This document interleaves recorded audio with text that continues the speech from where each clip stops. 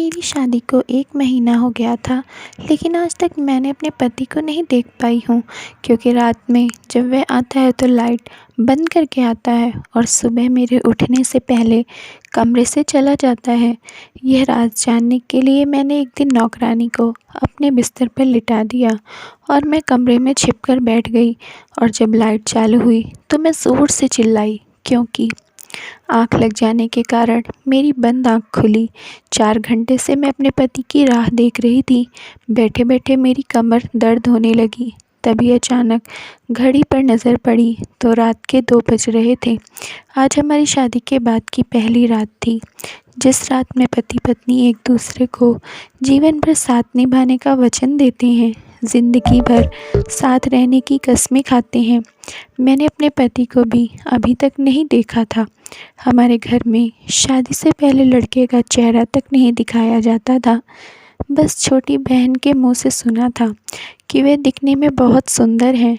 मैं खुद के अंदर ही कई सपने संजो रही थी और जब मुझे इस कमरे में लाकर बिठा दिया तो मैं बहुत डर गई थी। लेकिन 4 घंटे बैठे बैठे न केवल मेरी पीठ दर्द हो रही थी, बल्कि आलस देते हुए मेरे सारे सपने और आकांक्षाएं खत्म से हो गए थे।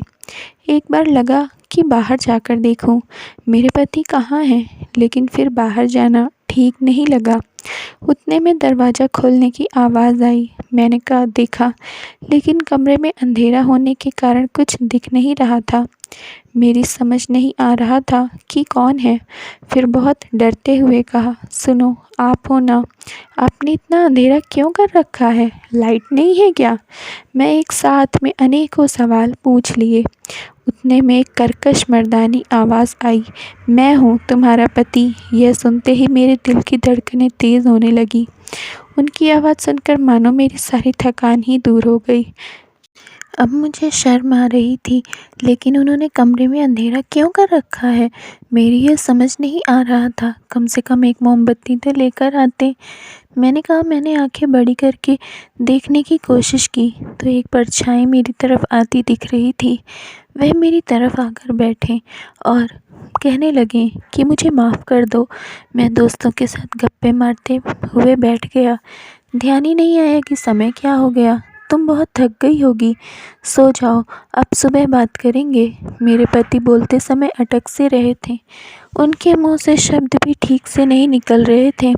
उतने में छोटी बहन की कही हुई बात याद आ गई कि तुम्हारा पति थोड़ा शर्मीला किस्म का है, शायद इसलिए भी मुझसे बात करते करते हिचक रहे हों। मैंने उनसे कहा कि आपने कमरे की लाइट क्यों बंद कर रखी है? मुझसे मिलना नहीं है क्या आपको? यह बात तो साफ है, एक औरत शादी की रात अपने पति के लिए ही इतना सजती संवरती है ताकि उसका पति उसे देखे, उसकी तारीफ़ करे।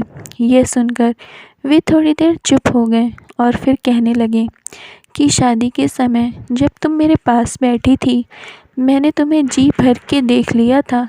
तुम सच में बहुत सुंदर हो और हमारी यह एक विधि है। किसी ने मेरे ऊपर जादू किया था जिससे कि मैं शादी ना करूं। इसलिए पंडित जी ने कहा है कि तुम्हें कुछ दिन पत्नी के पास अंधेरे में जाना होगा। यह बात सुनकर मुझे बड़ा अजीब लगा। उस रात मैंने वह बात सच मान ली, क्योंकि मुझे कोई बहस नहीं करनी थी। मैं रात में लेटी तो मेरे पति पहले ही सो गए थे। मुझे अपने पति का चेहरा देखने की इच्छा थी। बारात के समय भी मैं उनका चेहरा देख नहीं पाई थी। फिर सोचा, कुछ घंटे की तो बात है, सुबह होते ही मैं उनसे मिल लूँगी। सुबह जब आँख खोली तो मैं करवट बदली और देखा तो बगल में मेरा पति यानी अनमोल नहीं था। मैं झट से उठकर बैठ गई। वॉशरूम में देखा, वहाँ भी नहीं थे। मैं तुरंत उठकर कमरे से बाहर आ गई। सामने देखा तो सास बैठी हुई थी। वह कुछ पढ़ रही थी। मुझे देखकर हल्की सी मुस्कुराई और मुझे उनके बगल में बैठने का इशारा किया। मैं उनके पास बैठकर इधर उधर अनमोल को देख रही थी। फिर उन्होंने मेरे ऊपर फूंक सी मारी। शायद वह कुछ पढ़ रही थी और वह सिर्फ मेरे लिए होगा। यह देखकर मुझे अनमोल के शब्द याद आए कि किसी ने उनके ऊपर काला जादू किया है। मैंने उनसे पूछा कि वह कहाँ हैं, कहीं दिखाई नहीं दे रहे। वह काम पर चला गया है, सास बोली। मैंने घड़ी की तरफ देखा तो सुबह के 7 बज रहे थे और ऑफिस टाइमिंग तो 9 बजे से शुरू होता है ना। सास ने मेरी तरफ देखा और कहने लगी कि उसके काम का कोई निश्चित समय नहीं होता। वह उसके दोस्त के साथ मिलकर व्यवसाय कर रहा है। जब मन में आता है चला जाता है। एक काम करो, तुम नाश्ता कर लो। मुझे अपनी सास को पूछना था कि क्या अनमोल को यह शादी नहीं करनी थी, क्योंकि रात में ना ही कुछ बोले ना कुछ पूछा, अपना चेहरा तक दिखाए नहीं और सुबह होते ही काम पर चले गए। मैं यह सब सोच ही रही थी कि सामने वाले कमरे से एक लड़का बाहर आया। मैंने उसे देखा। सास कहने लगी कि यह तुम्हारा देवर है। मैं हल्की सी मुस्कुराई और वह भी, और वहाँ से चला गया। मेरा पूरा दिन ऐसे ही बीता। मेरी सास मुझे बहुत अस्वस्थ सी लग रही थी। हमारा रिश्ता तय होने के बाद से कई बार हमारे घर आई थी। बहुत ही अच्छा स्वभाव है उनका, पर वह हमेशा किसी सोच में डूबी हुई सी लगती थी। इस घर में मैं, मेरे पति, मेरी सास और देवर, हम 4 लोग ही रहते थे। मैं शाम को अपने पति की राह देख रही थी। उतने में किसी ने दरवाज़ा खटखटाया। मैं बड़ी खुशी से दरवाज़ा खोलने गई और सामने देखा तो मेरा देवर था। मैं बिना कुछ बोले अंदर आ गई और वह भी मुझे देखकर अपनी नज़रें नीचे करते हुए अपने कमरे में चला गया। अब रात हो गई थी। मैं उनके आने का इंतज़ार कर रही थी। वह कहाँ हैं अभी तक, कुछ समझ नहीं आ रहा था। सास ने मुझे ज़बरदस्ती खाना परोसा। देवर भी वहीं खाना खा रहा था और वह मुझे तिरछी नज़र से देखे जा रहा था। वह मुझे महसूस हो रहा था। जैसे ही मेरी नज़र उस पर पड़ी, उसने अपनी नज़र दूसरी तरफ कर लिया और फिर आधा खाना खाकर ही चला गया। आखिर यह सब चल क्या रहा है, मेरी कुछ समझ नहीं आ रहा था। फिर मैं बालकनी में खड़ी होकर रोने लगी। शायद मैं उन्हें पसंद नहीं हूँ, इसलिए भी मेरा तिरस्कार कर रहे हों, या फिर उनके दिल में कोई और ही हो। उतने में कमरे में अंधेरा छा गया।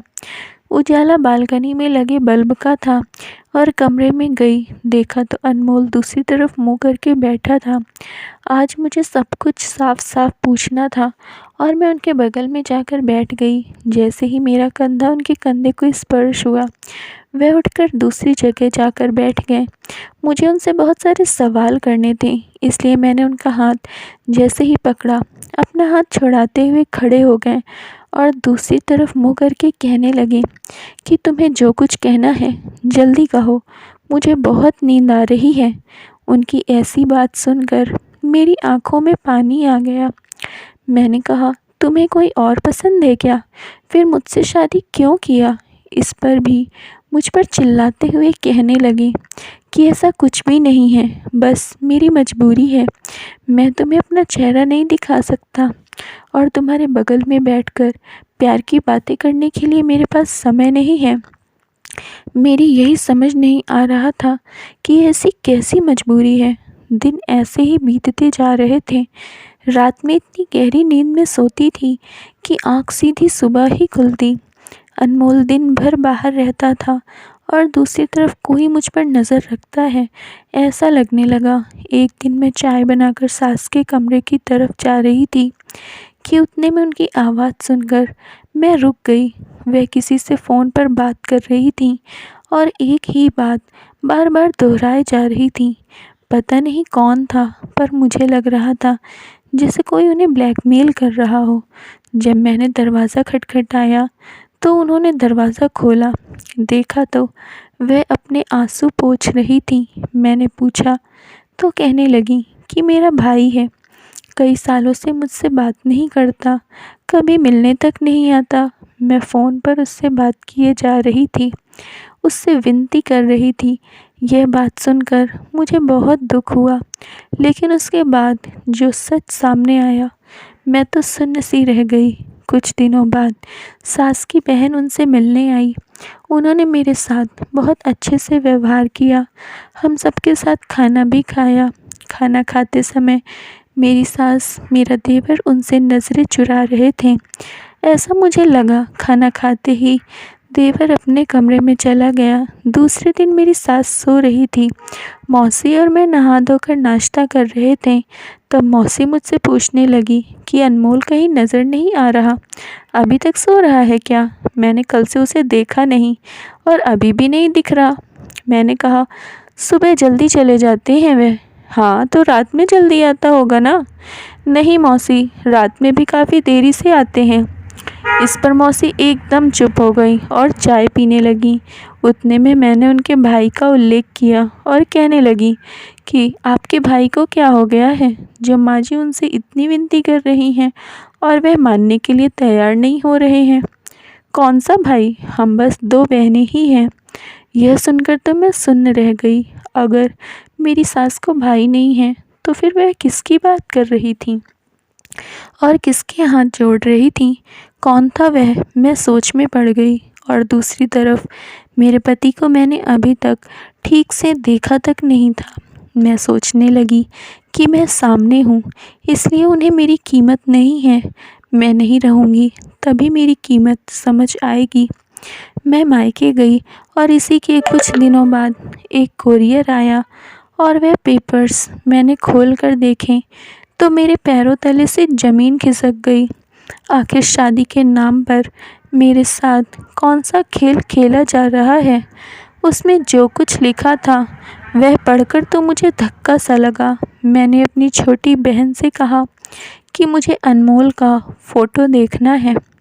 तब उसने अनमोल का एक फ़ोटो दिखाया, खाना खाते हुए का। इसमें तो वह बहुत अच्छा दिख रहा था। मुझे मेरे घर कुछ भी बताना नहीं था, इसलिए मैं कुछ दिनों पहले अपने ससुराल पहुंची। मुझे उनका सच सामने लाना था। रात में वह इंसान फिर मेरे कमरे में आया जो इतने दिनों से मेरा पति बन के आ रहा था और सुबह होते ही चला जाता। आज मैं खुद चाहती थी कि वह मेरे कमरे से बाहर चला जाए, क्योंकि अब मुझे पता था कि वह मेरा पति नहीं है। मैंने उससे कहा, मैं मायके गई तो तुम्हें मेरी याद नहीं आई? यह कैसा सवाल है? तुम मेरी पत्नी हो, याद कैसे नहीं आएगी? आज मुझे तुम्हें देखना है। 1 महीना हो गया है हमारी शादी को और हम दोनों ने एक दूसरे को दिन के उजाले में देखा तक नहीं है। मैं लाइट लगाऊं या आप लगाओगे? इस पर वह गुस्सा होकर कहने लगा, मैंने तुम्हें पहले ही बता दिया है कि मेरा इलाज चल रहा है। अब तुम इसे सच मानो या मत मानो, लेकिन मैं यह इलाज पूरा किए बिना तुम्हारे सामने नहीं आऊँगा। और अगर तुम मुझे ऐसे ही परेशान करोगी तो मैं अब इस कमरे में भी नहीं आऊँगा। दूसरे दिन वह फिर कमरे में आया और बिना कुछ कहे बेड पर सो गया। उसे देखकर मैं सोफे पर लेट गई। मैं रात भर सोच रही थी कि कैसे इसका सच सामने लाऊं। दूसरे दिन मैंने कामवाली को यह कहकर रोक लिया कि मेरी तबीयत ठीक नहीं है। उसे भी रुकने में कोई दिक्कत नहीं थी। रात को मैंने उसे नींद की गोलियां देकर अपने बेड पर लेटा दिया और मैं जहां लाइट के बटन थे वहीं बैठ गई। रात में वह व्यक्ति मेरे कमरे में आया और बेड पर दूसरी तरफ जाकर बैठा ही था। तुरंत मैंने लाइट चालू कर दी और सामने जो देखा वह व्यक्ति और कोई नहीं, मेरा देवर था। इतने दिनों से जो मेरे कमरे में आ रहा था वह मेरा देवर था। तुम्हें शर्म नहीं आई यह सब करते हुए? नहीं। मैं अलमारी से वह कागजात निकाले और उसके मुंह पर मारे। वह कागजात तलाक के थे और उसमें चिट्ठी भी थी जिसमें लिखा था कि मुझे दूसरे से शादी करनी है, लेकिन माँ ने ज़बरदस्ती तुमसे मेरी शादी करवा दी। मैं शादी की रात भाग गया और अब तुम्हें ये कागजात भेज रहा हूँ ताकि तुम किसी और से शादी कर सको। इसका मतलब शादी की पहली रात मेरा पति भाग गया था और जो रोज़ मेरे कमरे में आता है वह मेरा देवर था। मैंने उसके चेहरे पर एक ज़ोर से थप्पड़ जड़ा और पूछा कि क्यों किया तुमने मेरे साथ ऐसा? कहने लगा कि मैंने तुम्हारे साथ ऐसा कुछ नहीं किया जो तुम्हें शर्मिंदगी हो। यह सब मैंने अपनी माँ के कहने पर किया, क्योंकि भैया शादी की रात को ही चले गए थे। हम लोगों को क्या जवाब देंगे, यह सोचकर मैंने यह सब किया। लेकिन मुझे अब यह सब सहन नहीं हो रहा था। मैं अपने मायके निकल गई और उन्हें सब कुछ सच सच बताया। कुछ दिनों बाद मेरी सास हमारे घर आई और मुझसे माफ़ी मांगने लगी और मेरे और देवर की शादी की बात करने लगी। कहने लगी कि हमारी गलती की सज़ा आपकी बेटी को क्यों मिले। अनमोल ने जो किया उसके लिए मैंने उससे बहुत विनती की, पर उसने मेरी एक ना सुनी और मेरे माता पिता ने मेरी शादी मेरे देवर से कर दिया। सच है कि एक औरत का घर बनाती और बिगाड़ती भी है। Thank you friends. अगर आप लोगों को स्टोरी पसंद आई है तो प्लीज़ लाइक कर दीजिए और चैनल को सब्सक्राइब कर लीजिए।